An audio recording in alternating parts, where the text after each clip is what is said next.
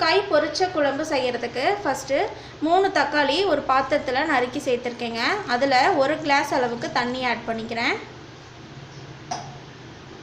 உப்பு. இப்போ இது எல்லாமே சேர்த்து நம்ம வந்து நல்லா அந்த தக்காளியை அந்த தண்ணியில் கரைச்சிக்கலாங்க.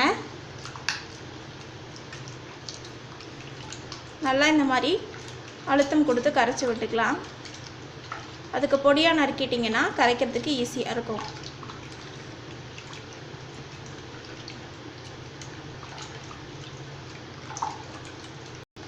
இதில் குழம்பு மிளகாய்த்தூள் 1.5 ஸ்பூன் அளவுக்கு ஆட் பண்ணிக்கிறேங்க.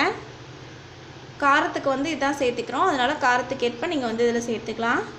மஞ்சத்தூள் 1/2 டீஸ்பூன். இப்போது குழம்பு மிளகாய்த்தூள் மஞ்சத்தூள் சேர்த்து இதை வந்து நல்லா கரைச்சி விட்டுக்கலாங்க. கொஞ்சம் தண்ணி சேர்த்துக்கிறேன். இப்போ வந்து குழம்பு செய்ய ஆரம்பிக்கலாங்க. அதுக்கு ஸ்டவ் ஆன் பண்ணி கடாய் வச்சு 2 ஸ்பூன் அளவுக்கு ஆயில் ஆட் பண்ணிக்கிறேன். கடுகு 1/2 டீஸ்பூன், உளுந்து 1/2 டீஸ்பூன், சோம்பு 1/2 டீஸ்பூன், ஒரு வெங்காயம் நீள நீளமாக கட் பண்ணி ஆட் பண்ணிக்கிறேங்க.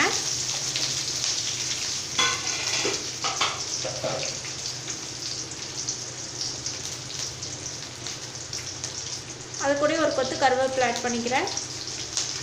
இப்போ இது எல்லாத்தையும் சேர்த்து நம்ம வதக்கி விட்டுக்கலாம்.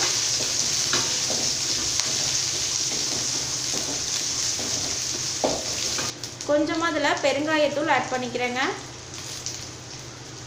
இப்போ இதெல்லாம் சேர்த்து நம்ம வதக்கி விட்டுக்கலாம். இதில் இப்போ நம்ம கரைச்சி வச்சுருக்கக்கூடிய கரைசலை ஊற்றிக்கலாங்க. தேவையான அளவு தண்ணி ஆட் பண்ணிக்கிறேன்.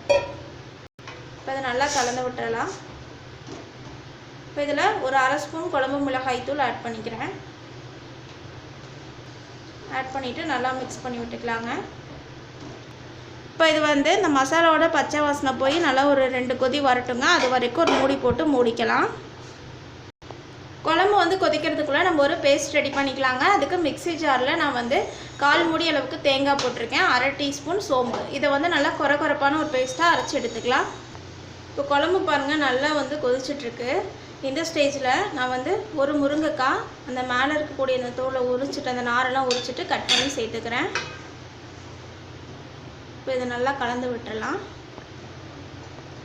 இப்போ வந்து முருங்கைக்காய் வேகட்டும், மூடி போட்டு மூடிக்கலாம். பாருங்கள் இப்போ முருங்கைக்காய் சேர்த்து காய் நல்லா வெந்துடுச்சு. இந்த ஸ்டேஜில் நான் அரைச்சி வச்சுருக்கக்கூடிய தேங்காய் பேஸ்ட் ஆட் பண்ணிக்கலாங்க. தேங்காய் பேஸ்ட்டு சேர்த்துட்டு நல்லா கிளறி விட்டுறலாம். கொஞ்சம் நல்லா குழம்பு திக்னஸ் கிடைக்கும், அதனால தான் இந்த தேங்காய் பேஸ்ட் ஆட் பண்ணுறது.